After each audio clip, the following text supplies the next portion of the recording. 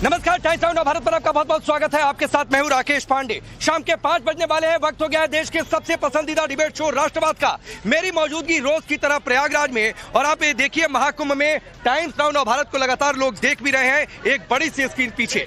आज माघ पूर्णिमा के मौके पर लोगों ने स्नान किया है। करीब 2 करोड़ तक संख्या पहुंचते जा रही है। लेकिन दूसरी ओर इस देश में विपक्ष तुष्टीकरण की सियासत में लगा हुआ है। फ्रांस में पीएम मोदी ने वीर सावरकर की सराहना की, तो यहाँ पर वीर सावरकर पर, जो कि राष्ट्र नायक स्वतंत्रता सेनानी रहे, उन पर कई शब्दबाण किए जाने लगे। तो सवाल उठा कि क्या उनका चेहरा हिंदुत्ववादी, इसलिए यह पूरा बवाल। उधर कुशीनगर में अवैध हिस्सा गिराया गया एक मस्जिद का, मद्दी मस्जिद का, तो उसके बाद बवाल मच गया। सपा के बाद कांग्रेस का डेलीगेशन भी पहुंच रहा है और यह तक कह दिया गया कि सरकार दंगा कराना चाह रही है। तो सवाल यह कि तुष्टीकरण इतनी मजबूरी की स्वतंत्रता सेनानी का अपमान और अवैध हिस्से पर बुलडोजर चला, उस पर भी सवाल करेंगे, इस पर डिबेट। लेकिन सबसे पहले आप रिपोर्ट देखिए।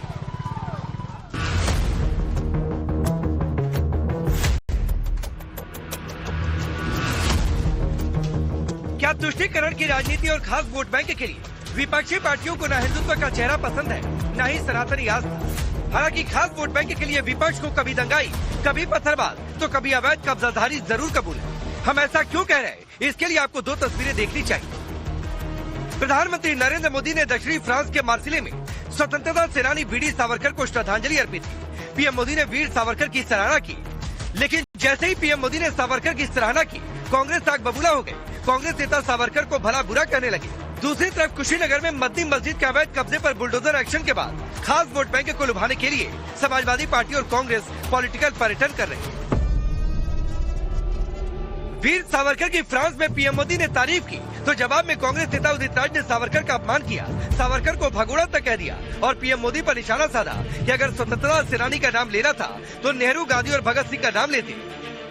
अब आपको अगर भारत देश के आज़ादी के आंदोलन के बारे में विश्व स्तर पर कहना ही था, बोलना ही था, तो नेहरू जी का, गांधी जी का, शहीद भगत सिंह, राजदो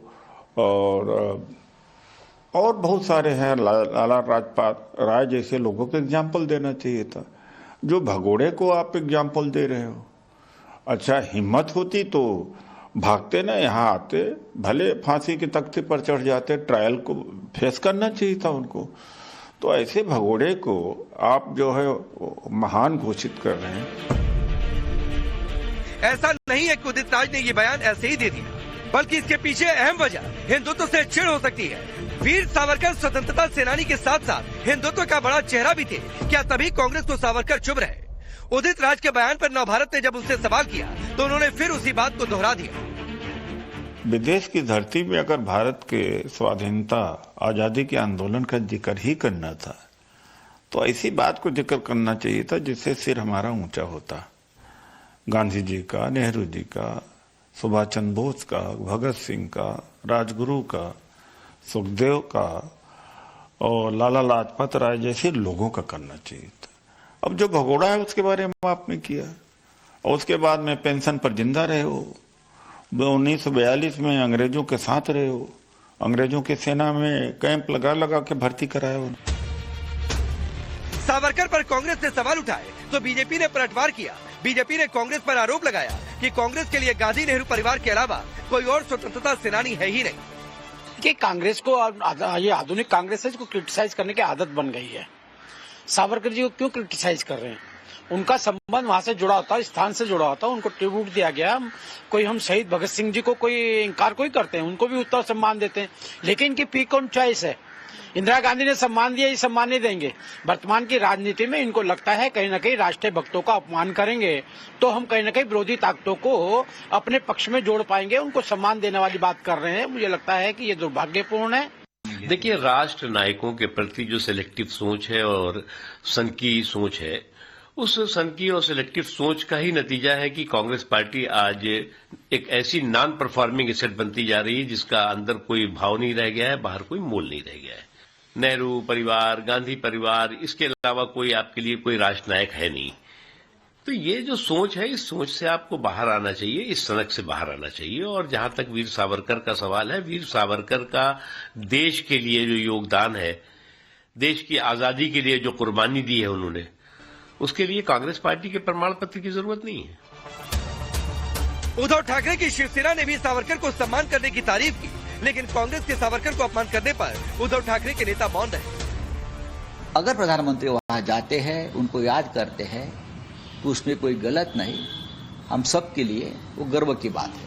वीर सावरकर इस प्रकार के स्वतंत्र वीर सेनानी नहीं थे, बहुत ही निर्भय थे।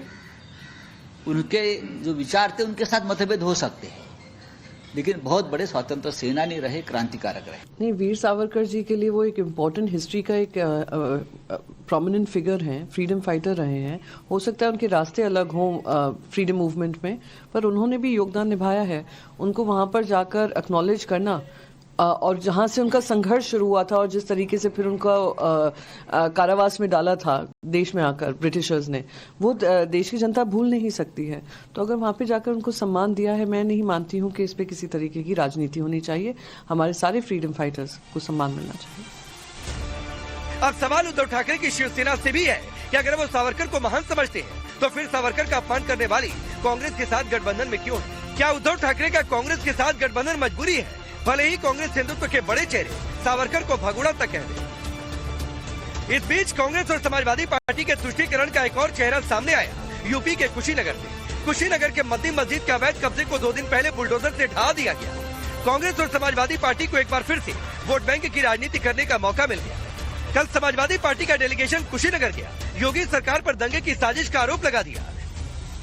तो यह कानून, यह जो है कानून को हाथ में लेकर के जो संविधान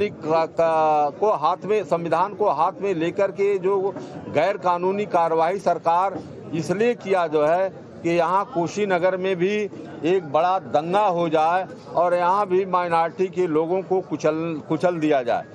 लेकिन माइनॉरिटी के हमारे साथियों ने जो है अपना जो धैर्य का परिचय दिया है कि यहाँ ने प्रशासन ने जो दंगा फैलाने का की साजिश किया था, उस साजिश को इन्होंने शांति से का परिचय दे करके दंगे को जो है नाकाम कर दिया।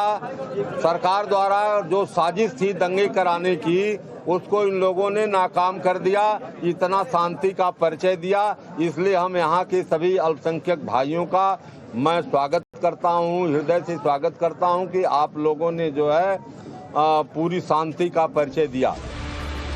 सवाल वोट बैंक का है, तो फिर कांग्रेस भी कहां पीछे रहने वाली। आज कांग्रेस का डेलीगेशन कुशीनगर पहुंचा। इतना ही नहीं, समाजवादी पार्टी और कांग्रेस के नेताओं ने हिंदुओं की आस्था के सबसे बड़े पर्व महाकुंभ पर भी कई बार सवाल उठाए। कांग्रेस नेता डीके शिव कुमार ने खुद संगम में जाकर डुबकी लगाई, लेकिन अब वो जनता को कह रहे हैं महाकुंभ में भीड़ है, वहाँ मत जाओ, बल्कि कावेरी में ही डुबकी लगाओ। अब सवाल है, महाकुंभ में हिंदू एकजुटता से क्या विपक्ष डर गया?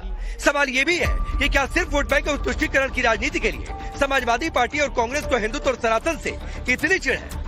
क्या तुष्टीकरण की राजनीति के लिए विपक्ष को दंगाई पत्थरबाज के साथ साथ अवैध कब्जाधारी कबूल है? सबसे बड़ा सवाल, हिंदुत्व के नायक हिंदू आस्था और सनातन पर सवाल उठाकर क्या मोदी योगी से मुकाबला कर पाएंगे विपक्ष के नेता? Bureau report, times now of Bharat. चलिए अपने रिपोर्ट देखिए। मैं आपका परिचय पहले आज के मेहमानों से करवाता हूं। हमारे साथ मनीष शुक्ला भारतीय जनता पार्टी के नेता और प्रवक्ता, प्रोफेसर कपिल कुमार हिस्टोरियन हमारे साथ जुड़ रहे हैं, वरुण पुरोहित जी कांग्रेस पार्टी के नेता, प्रोफेसर धर्मेंद्र यादव समाजवादी पार्टी के नेता और प्रवक्ता, किशोर तिवारी जी शिवसेना उद्धव गुट के नेता। आप सभी का बहुत बहुत स्वागत है। लेकिन पहले तस्वीर देखिए, यहाँ पर लोगों की भीड़ है जो लगातार स्नान कर रहे हैं। एक बार आप लोग जयकारा लगा दीजिए, फिर मैं शुरू करता हूँ।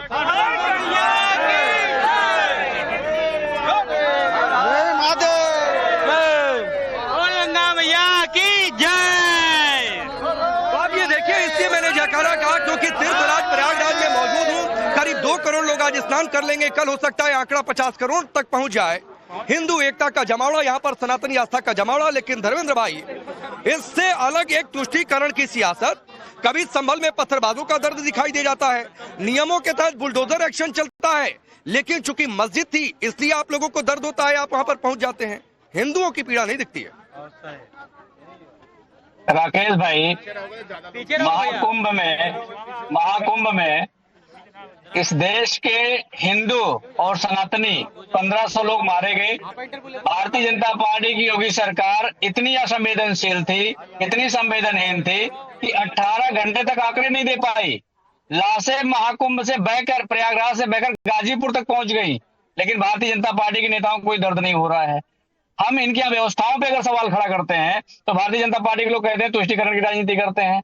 हम तो कहते हैं कि अगर आपने 100 करोड़ की व्यवस्था की थी और 7 करोड़ लोग आ गए किसी दिन मौनी अमावस्या के दिन। सर, मैं इतनी शुरुआत में आपको टोकता नहीं हूँ, किसी भी प्रवक्ता को नहीं टोकता हूँ, लेकिन मैं मेरे प्लेटफॉर्म का इस्तेमाल किसी फेक न्यूज अफवाह के लिए नहीं करने दूंगा। आप कह रहे हैं 1500 मौतें हो गई तो 1500 मौतों हो गई, इसका कोई सबूत, कोई आधार दे दीजिए, वरना किसी राष्ट्रीय चैनल पर बैठकर इस तरीके की बातें मत किया करिए। पहली बात है। और दूसरी बात है कि लाशें तैर रही हैं, पहुंच गई हैं, बह रही हैं, गाजीपुर तक पहुंच गई, फला जगह तक पहुंच गई। यहाँ इतना, अरे थोड़ी सी कॉमन सेंस की बात करिए धर्मेंद्र भाई, थोड़ा सा कॉमन सेंस लगाइए। इतने पीपे के पुल हैं कि अगर कोई लाशें बहा भी देगा तो पीपे के पुल में जाकर फंस जाएंगी। इतना अगर कॉमन सेंस आपके पास नहीं है तो मैं कुछ नहीं कर सकता हूँ। इतना अगर कॉमन सेंस आपके पास नहीं है धर्मेंद्र भाई तो मैं कुछ नहीं कर सकता हूँ। बिहार की महिला ने कहा कि हम लोग जिंदा थे और पुलिस प्रशासन कह रहा था कि इनको जिंदा नहीं, तो भारतीय जनता पार्टी और समाजवादी पार्टी की महिला थे नहीं।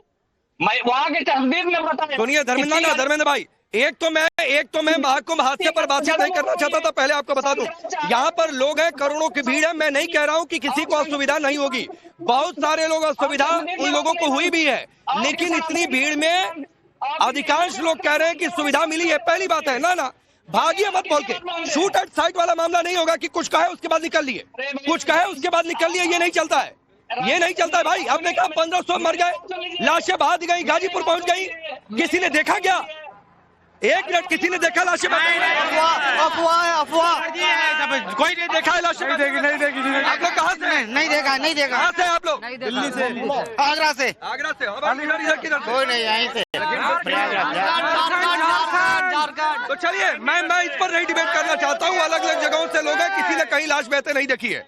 अब मुझे मेरे सवाल का जवाब दीजिए कि एक मस्जिद का अवैध हिस्सा बुलडोजर से गिरता है, आपको दर्द क्यों होता है? आपको उसमें दंगे का डर क्यों दिखता है? क्या ये भड़काऊ नहीं है? क्या उत्सव नहीं है ये?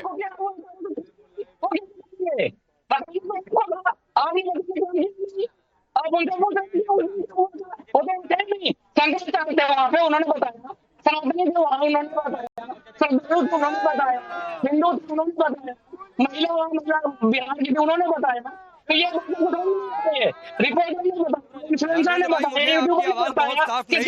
आपने क्या कहा, लेकिन मनीष शुक्ला कितने दंगे हुए? अरे भाई, मस्जिद का अवैध हिस्सा हाई कोर्ट ने स्टे दिया, कोर्ट ने स्टे दिया, और स्टे की डेट जब खत्म हुई तो बुलडोजर चल गया, जाकर दूसरा स्टे लेके आना चाहिए था। नियमों के तहत नोटिस दिया गया, लेकिन दिक्कत यह है कि आपको वोट बैंक दिखता है। मनीष शुक्ला, इन्हें वोट बैंक दिखता है। मैं आऊंगा अभी सावरकर पर भी, रुक जाइए। अरे रुकिए भाई, रुकिए, अभी सावरकर पर आता हूँ, रुक जाइए, रुकिए, चलिए। मनीष शुक्ला, इनको अवैध हिस्सा बुलडोजर चल जाए तो एक खास वोट बैंक क्या दिखता है? 1500 मौतें हो गई, लाशें बह गई, गाजीपुर पहुंच गई। कॉमन सेंस की बात है कि भाई पीपे का पुल है, किसी ने बहा भी दिया तो फंस जाएगा उसमें जाके। कॉमन सेंस नहीं इस्तेमाल करना है। राकेश जी, देवरिया के हाटा कस्बे में मस्जिद का जो हिस्सा गिराया गया है वो मानचित्र के विरुद्ध बना था। वहां की नगर पालिका ने विहित प्रक्रिया का पालन किया, पहले नोटिस दिया, नोटिस के बाद जब मस्जिद पक्ष ने समय मांगा तो उनको समय दिया गया, और उसी समय के दौरान वो लोग कोर्ट चले गए, कोर्ट से स्टे मिला, और स्टे की समय सीमा समाप्त होने के बाद भी आगे कोई प्रक्रिया नहीं चल रही थी, तो नगर पालिका ने विहित प्रक्रिया का पालन किया, फिर से नोटिस दिया और मस्जिद पक्ष को कहा कि जो आपने अवैध निर्माण किया है उसको स्वयं से हटा लीजिए। लेकिन मस्जिद पक्ष ने उस अवैध निर्माण को जब स्वयं से नहीं गिराया तो उसके बाद जो नगर पालिका है उसके जो पदाधिकारी हैं उन्होंने अवैध निर्माण को गिराने का आदेश जारी किया, जिसको हटाया गया है उस अवैध निर्माण को। और निश्चित रूप से उत्तर प्रदेश में कोई भी धार्मिक स्थल हो, कोई भी मकान हो या किसी भी प्रकार का निर्माण जो नियम विरुद्ध है वो नहीं चलेगा। और समाजवादी पार्टी केवल वोट बैंक के लालच में इस तरह के अवैध कब्जों का समर्थन करती है। और अभी जो इन्होंने महाकुंभ को लेकर बात कही है, दरअसल अखिलेश यादव से लेकर समाजवादी पार्टी तक सनातन के जनसमुद्र से घबराई हुई है। 13 जनवरी के पहले से ही आप अगर अखिलेश यादव के एक्स के पोस्ट को देखिएगा, बयानों को नहीं देखिएगा, ठीक है, वो घबराना नहीं घबराना, जनता देख रही है, समझ रही है मनीष जी। लेकिन वरुण पुरोहित जी, संभल में भी पत्थरबाजों के घर जाने की रेस लगी हुई थी आप में और सपा में, गजब स्थिति थी। रेस कुशीनगर में भी लगी हुई है, मस्जिद का अवैध हिस्सा गिरा, नियमों के तहत गिरा, तो भी आप लोगों को दर्द हो रहा है। दर्द सावरकर का नाम पीएम ने ले लिया, जिसकी तारीफ कभी इंदिरा गांधी ने की, कभी महात्मा गांधी जी ने भी की थी, तो भी आप लोगों को दर्द हो रहा है। तो भाई फॉर्मूला एक ही लगता है कि हिंदुत्ववादी किसी का चेहरा है तो उससे दूर रखो अपने आप को, और जहां पर एक वोट बैंक है उसके जितना करीब हो सकते हैं, चाहे भाले कानून के उलट जाकर होना हो जाओ। राकेश जी, वोट बैंक मुझे नहीं पता आप कौन से तबके के लिए कह रहे हो, कौन से क्रॉस सेक्शन ऑफ सोसाइटी के लिए कह रहे हो। अगर आप मुस्लिम्स के लिए कह रहे हो तो 8% 10% वोट बैंक के लिए मैंने कई बार कहा, कांग्रेस के मूर्ख है कि 8% 10% का ही वोट चाहिए, बाकी चाहिए नहीं हिंदुओं का वोट। इस प्रकार का नैरेटिव क्रिएट करने की बात नहीं। और समाजवादी पार्टी का स्टैंड अलग है, हमारा स्टैंड अलग है, हमारी डेमोक्रेटिक फोरम है, और हमने हमेशा मस्जिद का विरोध नहीं किया। जो भी अभी बात शुक्ला जी ने कहा अवैध निर्माण या अतिक्रमण, में दिल्ली के टाइम भी कहा था, आज भी कह रहा हूँ, अवैध निर्माण और अतिक्रमण कहीं हो रहा है तो आप उसके खिलाफ कार्रवाई करो। और कुशीनगर में जहाँ वो अगर एक मस्जिद कर रहे हो अभी कहने तो 10% की बात कर रहे हैं, तो सैफरन टेररिज्म का नाम ऐसे ही आ गया था, उस 10% के पीछे ही तो आया था ना, आ गया था बिना आधार के। और तब के आपके एक नेता ने आप जाकर कहा कि कांग्रेस पार्टी की लाइन थी इसलिए सैफरन टेररिज्म कहना पड़ा। हिंदू शब्द का अर्थ भयानक है, शर्म आ जाएगी, ये बिना किसी वोट बैंक की चाहत में कहा गया। सनातन कुष्ठ है, एड्स है, बीमारी है, ये बिना किसी वोट बैंक की चाहत में कहा गया। कौन सा गठबंधन है, कौन इसको लीड कर रहा है? मोदी जी ने जब कहा था 2014 से पहले पैदा होने में शर्म आती थी, वो कौन सा गठबंधन या कौन सा वोट बैंक के लिए कहा था?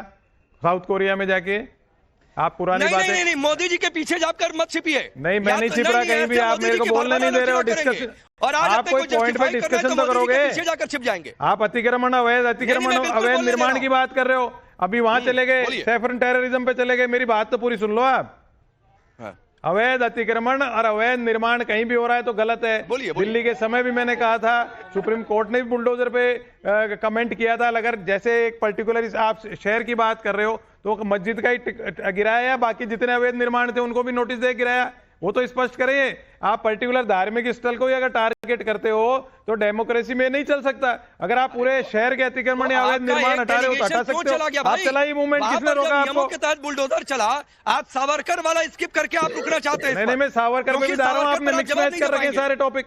आपका डेलीगेशन क्या करने वहां पर चला गया? वीर सावरकर जी की बात करते हो तो उसमें हमारा स्टेटमेंट मैच है ना, क्योंकि तुष्टिकरण की लाइन है।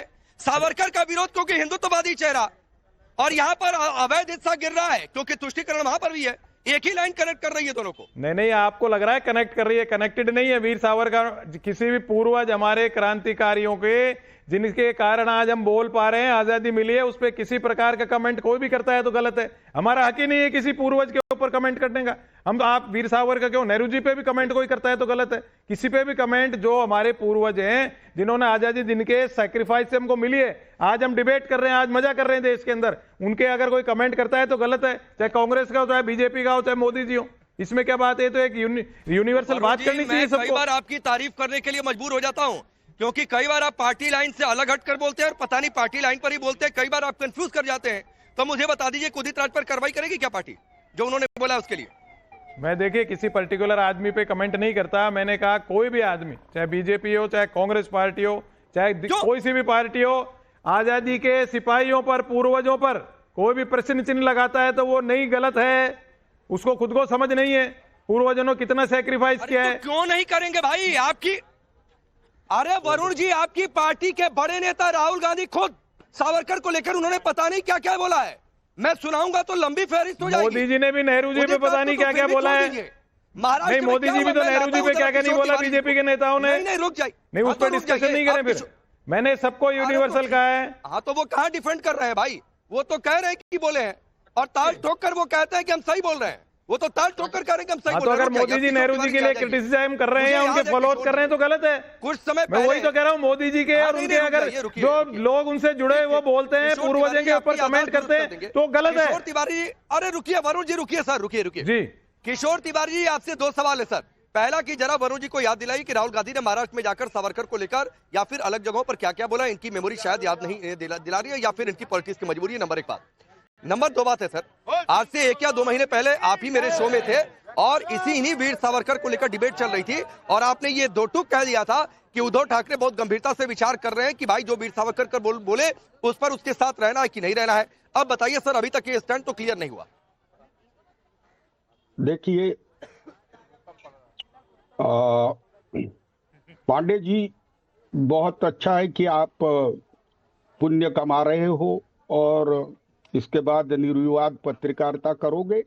वरुण पुरोहित ने शुरुआत में तो अच्छा कहा कि जो लोगों ने कंट्रीब्यूट किया है और वो अभी नहीं है उन पर हमने भद्दी टिप्पणियां नहीं करनी चाहिए। लेकिन यह बहुत दुर्भाग्य से मुझे कहना पड़ रहा कि कांग्रेस ने बार बार सावरकर के खिलाफ स्टैंड लेके, सनातन के खिलाफ स्टैंड लेके हमारा चुनाव में बहुत नुकसान किया और हम भविष्य में कांग्रेस के साथ जो भी चुनाव आएंगे उसमें साथ में नहीं रहेंगे। ये स्टैंड हम ले चुके हैं और ये गलती है ना। हमने विपक्ष का एक कॉमन मिनिमम प्रोग्राम के अंदर हमने इनका साथ दिया था। ये सावरकर, सनातन ये क्यों ले आते मुझे समझ में नहीं आया। मैं वरुण पुरोहित जी का बहुत आदर करता हूं। उन्होंने बहुत अच्छा कहा कि ना तो बीजेपी, इंदिरा गांधी, जवाहरलाल नेहरू, राजीव गांधी इनके कंट्रीब्यूशन को फिर से रिकॉल कर उस पे ही घुसी रहे, या जो हमारे श्रद्धा स्थान है मराठी मानुष के लिए जो भगवान के उतने हैं और एक हिंदुत्व चेहरा है, ऐसे वीर सावरकर पे एक भी चीज हम नहीं सुनेंगे। और हमने डिसाइड कर लिया है कि कांग्रेस का बोझा अब हमने नहीं ढोना है, अब नहीं ढोएंगे हम। हमारी विचारधारा स्वतंत्र है, हमारा आर्थिक कार्यक्रम स्वतंत्र है। कांग्रेस तो पूरे देश में है ना, बहुत सही है। आप बोलिए वरुण जी। कांग्रेस किशोर तिवारी जी ने तो 2 टूक कह दिया कि भैया आपके साथ रहना नहीं है, निकल लीजिए पतली गली से, या हम निकल लेते हैं पतली गली से। नहीं, कांग्रेस देख लीजिए। नहीं, कांग्रेस के क्या फर्क पड़ेगा बताइए। आप कांग्रेस को छोड़ देंगे तो कांग्रेस तो पूरे देश में, आज मोदी जी की सरकार भी आदि कांग्रेस पृष्ठभूमि के सांसदों को लेकर सरकार बना रखी है। आप बताइए कौन सी पार्टी में कांग्रेस के लोग नहीं है। कांग्रेस एक लीडरशिप की फैक्ट्री है, सारी पार्टियां तो कांग्रेस का नाम। अच्छा, मैं बताऊं क्या फर्क पड़ेगा? नहीं, क्या वरुण जी, मैं बताऊं क्या फर्क पड़ेगा? राकेश में ऐड सुनिए ना सर, मैं बताऊं क्या फर्क पड़ेगा। अभी 1-2 दिन पहले राशिद अलवी जी का बयान था। सुनिए। हाँ, किशोर जी आप ऐड करिएगा, मैं बस 10 सेकंड ले रहा हूं। 2 दिन पहले राशिद अलवी ने कहा था कि 99 सीटें जीती, उनमें से 60-65 सीटें हमने अपने सहयोगियों के दम पर जीती। तो फर्क ये पड़ेगा कि सर जब सहयोगी नहीं रहेंगे तो ये आंकड़ा कहां जाएगा भगवान जाने। पांडे जी 10 सेकंड मुझे दीजिए। आपने कमेंट किया उस पे, आप जिनके भी स्टेटमेंट दिखा रहे हो ना, और गैर कांग्रेस पृष्ठभूमि के लोग हैं। ये मैंने कई बार उठाई ये बात। कांग्रेस के अंदर कांग्रेस, ओरिजिनल कांग्रेस और गैर कांग्रेस पृष्ठभूमि का द्वंद्व युद्ध चल रहा है। जो कांग्रेस गैर कांग्रेस पृष्ठभूमि के लोग हैं उनके हाथ में कब्जा हुआ है। जैसे मुक्त होगी पार्टी अपने आप सब सही हो जाएगा। सच बोलने में आपको किसी को दिक्कत क्या है? मैं यही तो मैं कह रहा हूँ, गैर कांग्रेस। ठीक है, 15 सेकंड में कुछ किशोर जी ऐड कर रहे हैं, फिर कपिल जी सीधे आपके पास आ रहा हूं क्योंकि बहुत बड़ी जिम्मेदारी आप पर है। जो 2 बातें आई हैं जल्दी से ऐड करिए किशोर जी। नहीं, मैं वरुण पुरोहित के इस बात से बहुत ही सहमत हूं कि गैर कांग्रेसी बीजेपी के हाथों में बंधे लोगों के हाथ में कांग्रेस चली गई है और यह सब नेताओं को वहां से हटाएंगे नहीं और वरुण पुरोहित तरीके अच्छी छवि के साफ सुथरे लोगों को लाएंगे नहीं, तब तक कांग्रेस ये कांग्रेस रही नहीं। वो राशिद किडोई बता रहे थे 75 सीटें यह हमारे भरोसे लेके आए और अभी हमारी हालत पतली कर दी। कैसा करे? कांग्रेस के अंदर ऐसे लोग हैं जो ढूंढने से नहीं मिलते। नहीं, ठीक है, लेकिन मैं एक आप दोनों लोगों की बात से मैं थोड़ी सी मेरी अलग राय है। वरुण जी और किशोर जी, आप कह रहे हैं गैर कांग्रेसी इनके हाथ में उनके हाथ में, तो देखना किसका काम है? कांग्रेस अलाकमान का काम है। राहुल गांधी, सोनिया गांधी, इन्हीं की तो चलती है ना पार्टी में। तो हटाइए, बाहर फेंके जो आपकी पार्टी को नुकसान पहुंचा रहा है। कौन रोक सकता है गांधी परिवार को? किसी का चलेगा क्या? और अगर आप नहीं उठाकर बाहर कर रहे हैं तो फिर तो ये सोचना होगा कि आप बाहर क्यों नहीं कर रहे। मैं आ रहा हूं, अब कपिल जी आपके पास आता हूं। मैंने कहा कि तुष्टीकरण की लाइन सावरकर और कुशीनगर को कनेक्ट कर रही है, तो ये बात ना सपा को हजम हो रही है ना कांग्रेस को हजम हो रही है, जबकि लाइन तो यही है भाई, क्योंकि सावरकर का विरोध उनके हिंदुत्व चेहरे से है और यहां पर भी मस्जिद का अवैध हिस्सा गिर रहा है, इसलिए कि एक वोट बैंक को खुश करना है। दोनों जगह तुष्टीकरण लाइन है। देखिए, सबसे पहले तो मुझे आज पुरोहित जी की चिंता हो गई है थोड़ी सी, क्योंकि जो वक्तव्य पुरोहित जी ने सावरकर जी को लेके दिया है, कहीं ऐसा ना हो कि शाम तक इन्हें पार्टी से निकाल दिया जाए, क्योंकि इनके जो पार्टी के नेता हैं, जैसे आपने बताया कि राहुल गांधी ने कितने स्टेटमेंट्स दिए हैं, और आज तो इनके पार्टी के नेता का मूड वैसे ही बहुत खराब होगा, क्योंकि ट्रंप ने वो जो था वो फॉरेन पावर्स करप्शन एक्ट वहां पे 1970 का, जिसमें वो अदानी को फंसाया गया था, हिंडनबर्ग कंपनी सोरस वालों ने वो एक्ट को रोक दिया है वहां पे। तो पुरोहित जी, मेरी शुभकामनाएं आपके साथ हैं। आपने सावरकर जी पे बहुत महत्वपूर्ण आज स्टेटमेंट दिया है। मैंने आज तक किसी कांग्रेसी के मुंह से इस तरीके का स्टेटमेंट सावरकर जी के लिए नहीं सुना है, इसलिए आपका बहुत बहुत धन्यवाद, और प्लीज अपना ख्याल रखिएगा। अब बात आती है संविधान तुष्टीकरण और इन चीजों की। मेरा एक सवाल है, सारे लोग बात करते हैं संविधान की और फिर कहते हैं संविधान खतरे में है। मुझको एक प्रावधान संविधान के अंदर बता दीजिए जिसमें लिखा है कि कोई भी गैर कानूनी सरकारी जमीन को कब्जा करके कुछ वहां पे बना सकता है, या गैर कानूनी बिना नक्शा पास कराए हुए कुछ बनवा सकता है। तब संविधान की किसी को याद नहीं आती। इनमें से कोई ये नहीं कहता कि उन्होंने गैर कानूनी काम किया, ये कहते कि कोर्ट में केस है, कोर्ट फैसला करेगा। और जब सारे स्टेप्स लेने के बाद में उसको गिराया जाता है, तब इनको ये याद आ जाता है कि साहब अल्पसंख्यकों के ऊपर वो किया जा रहा है। पूरा उठा करके मुझे बताइए, बस्तियां की बस्तियां बस गई है बांग्लादेशियों की। कोनार्क के तट पे मैं होके आया, एनवायरमेंटल रेगुलेशंस है जहां पे पूरी बांग्लादेशियों की बस्ती बना दी गई है वहां पे। अब उसको हटाया जाएगा तो अल्पसंख्यकों के ऊपर जाती हो रही है। संविधान की प्रति हाथ में लेकर संसद में गए थे नेता। अब धर्मेंद्र भाई बताइए क्या जवाब है कपिल जी की इस बात का, उसके बाद मैं यहाँ की जनता की राय भी जान लूंगा। रामपुर के अंदर आजम खान ने, राकेश जी, मैं आपसे और भारतीय जनता पार्टी के प्रवक्ता से ये जानना चाहता हूँ। कपिल जी, जमीनों को मुस्लिम लोगों की जमीनों को हथियाना कानूनी था, इन्हीं का था वो आजम का, क्या नाम है, रामपुर के अंदर वो आजम का, जिसने सारे पूरा सत्ता का फायदा उठाया समाजवादी पार्टी का, और जमीनें की जमीनें हड़पी इसने वहां पे। उस पे बोलेंगे ये कुछ, अतीक खान पे बोलेंगे ये कुछ, हिम्मत है इनमें एक जगह भी। और मुझे एक और बात बताइए। ठीक है कपिल जी, मैं जवाब दे लेता हूँ। चलिए धर्मेंद्र यादव बोलिए। धर्म की बात होती है, जो मस्जिदों के अंदर कबाड़ियों की दुकानें खोल दी जाती है। पूछिए, अयोध्या में जो राम के नाम की लूट करके जमीनें लूटे हैं लोगों की, गरीबों की जमीन लूट ली है, उसके बारे में एक बार बात करिए आप। देवरिया के अंदर श्याम चरण गुप्ता नाम का व्यक्ति है, नाम ले रहा है उसका। देवरिया में श्याम चरण गुप्ता व्यक्ति है, उसने मुझे भारतीय जनता पार्टी के विधायक ने उसकी जमीन कब्जा कर रखी है।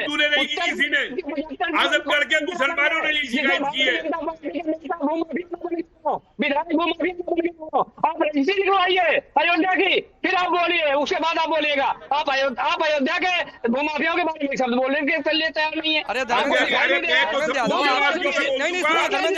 आपसे कुशीनगर पर बातचीत हुई, मदनी मस्जिद का एक हिस्सा अवैध था जो गिरा दिया गया, कपिल जी ने कहा कि अब संविधान का उल्लंघन नहीं हुआ था, अयोध्या ऊपर चले गए, और अयोध्या में भी चले जाएंगे तो उस पर भी आप भाग जाएंगे।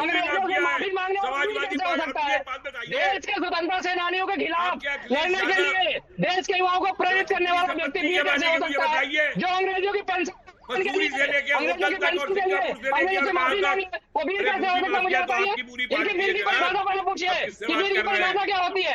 अगर कोई माफी मांग ले वो बिल है तो परिभाषा इनको मुबारक हो। माफी मांगने वाला कोई बिल नहीं होता है। अंग्रेजों के सामने अगर भगत सिंह माफी मांग लेते हैं तो उनको फांसी नहीं होती, अगर चंद्रशेखर माफी मांग लेते हैं तो उन्हें गोली नहीं मारना पड़ता। अच्छा सुनिए धर्मेंद्र यादव, रुकिए धर्मेंद्र यादव एक मिनट। कपिल जी सुनिए, अरे सुनिए धर्मेंद्र यादव, सुनिए ना धर्मेंद्र यादव, सुनिए, आप प्रोफेसर है ना, सुनिए भाई, रुकिए प्लीज, रुकिए, मुझे ना कहना पड़े कि आवाज सुनवाने के लिए रुक जाइए। धर्मेंद्र यादव प्लीज, मैं बाहर से हूँ, फिर मुझे कहना पड़ेगा कि आवाज आपकी डाउन की जाए, नहीं अच्छा लगता, रुक जाइए। सवाल सुनिए फिर जवाब दीजिएगा। ये जो आप कह रहे हैं कि वीर सावरकर को वीर क्यों, तो ये तो फिर महात्मा गांधी भी आपके हिसाब से गलत हो गए। 1920 में वो कह रहे हैं कि सावरकर बंधुओं के पक्ष में उन्होंने बयान दिया था, उनके खिलाफ हिंसा का कोई सबूत नहीं। इंदिरा गांधी की चिट्ठी 1980 की है जिसमें वो सावरकर को महान सपूत बताती हैं। फिर तो आप इंदिरा गांधी के भी खिलाफ हो गए, आप महात्मा गांधी के भी खिलाफ हो गए, आप शरद पवार के भी खिलाफ हो गए, आप उद्धव ठाकरे के भी खिलाफ हो गए, आप यहाँ पर किशोर तिवारी बैठे उनके भी खिलाफ आप हो गए। क्या इंदिरा जी ने माफी मांगी अंग्रेजों से? क्या इंदिरा जी ने अंग्रेजों से माफी मांगी? क्या महात्मा गांधी जी ने अंग्रेजों से माफी मांगी? नहीं नहीं, अरे भाई आप कह रहे हैं ना वीर क्यों, आप कह रहे हैं ना कि वीर क्यों, महान सपूत क्यों? तो आप शरद पवार के खिलाफ हो गए, आप महात्मा गांधी के खिलाफ हो गए, आप इंदिरा गांधी के खिलाफ हो गए। या दो मन होगा वो बोल दोगे आप, माइक आपके हाथ में। अच्छा रुकिए, चलिए जरा आइए जनता के बीच में। कुशीनगर में एक मस्जिद का अवैध हिस्सा बुलडोजर से गिरा है, नियमों के तहत नोटिस देकर गिरा है। सपा कह रही है कि वहां डर था कि दंगा उंगा फैल जाता, क्यों बयान आ रहे हैं ऐसे भाई?